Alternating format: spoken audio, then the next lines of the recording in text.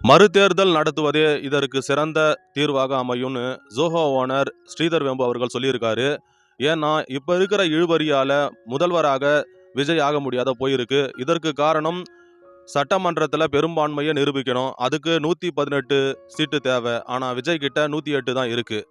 இந்த நிலையில 3 பக்கமும் இழுபறியா போயிட்டு இருக்கு. மேலிடத்துல இருந்து அழுத்தம் நிறைந்த ஒரு நிலையா இருக்கு. இது விஜய்க்கு ரொம்ப பிரஷரா இருக்கு. அதனால மறுபடியும் தேர்தல் நடத்தி வாக்குக்கு பணம் கொடுக்கும் முறைய நடக்க விடாம தடுத்து மக்கள் அவங்களோட சிந்தனையில யாருக்கு வாக்களிக்கிறாங்களோ அவங்களே முதல்வரா ஆகணும்னு அவர் சொல்லியிருக்காரு. நல்ல விஷயம்தான். ஆனா இதற்கு நிறைய பேர் எதிர்ப்பு தெரிவிக்கிறாங்க. இந்த ரீ எலெக்ஷனுக்கு யாரு காசு கொடுப்பாங்க? ஸ்ரீதர் வேம்பு கொடுப்பாரா அப்படின்னு சொல்லிட்டு கடுமையான விமர்சனங்களை முன்வைக்கிறாங்க. ஆனா அதை தாண்டி மெஜாரிட்டி ஆஃப் த பீப்புள் மறுபடியும் ரீ எலெக்ஷன் வைங்க, நாங்க யாருன்னு காட்டுறோம் அப்படின்னு மக்கள் சந்தோஷமா இருக்காங்க. ரீ எலெக்ஷன் வச்சா என்னோட கருத்து கணிப்புல, என்னோட மைண்ட் செட்ல நான் என்ன சொல்றேன்னா, விஜய் 150 தொகுதிகளுக்கும் மேல ஜெயிப்பாரு. ஏன்னா இதுக்கு முன்னாடி விஜய்ன்றவரு ஒரு திரை பிரபலம். ஆனா அரசியல்ல அவர் புதுசு. ஆனா இப்போ ஒரு எலெக்ஷன்ல பார்த்துட்டாங்க. மக்கள் இவரோட பவரை ஃபுல்லா ஃபீல் பண்ணிட்டாங்க.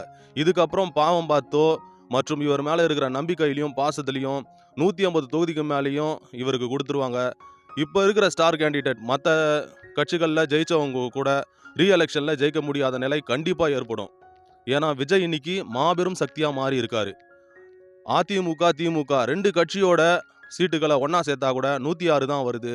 ஆனா விஜய் ஒரே ஆளா 108 தொகுதிகளில் வின் பண்ணியிருக்காரு. அப்பவே விஜய் ஜெயிச்சிட்டாரு. மக்களோட மனசுல இன்னைக்கு விஜய் தான் முதல்வர். சட்ட ரீதியா அவரால் முதல்வராக முடியாம போயிடுச்சு. ஆனா இதுக்கப்புறம் சட்ட ரீதியாகவும் அவர் முதல்வர் ஆகுவார். இதை யாராலையும் தடுக்க முடியாது. வெற்றி நிச்சயம், இது வேத சத்தியம். அவரோட வெற்றியை யாராலையும் தடுக்க முடியாது. தமிழ்நாட்டோட முதல்வரா அவர் ஆவறத யாராலையுமே தடுக்க முடியாது.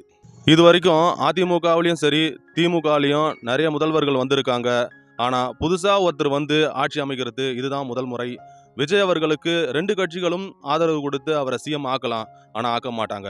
ஏன்னா விஜய் பக்கம் செங்கோட்டையன் இருக்கிறதுனால அதிமுக கூட்டணிக்கு வரமாட்டாங்க.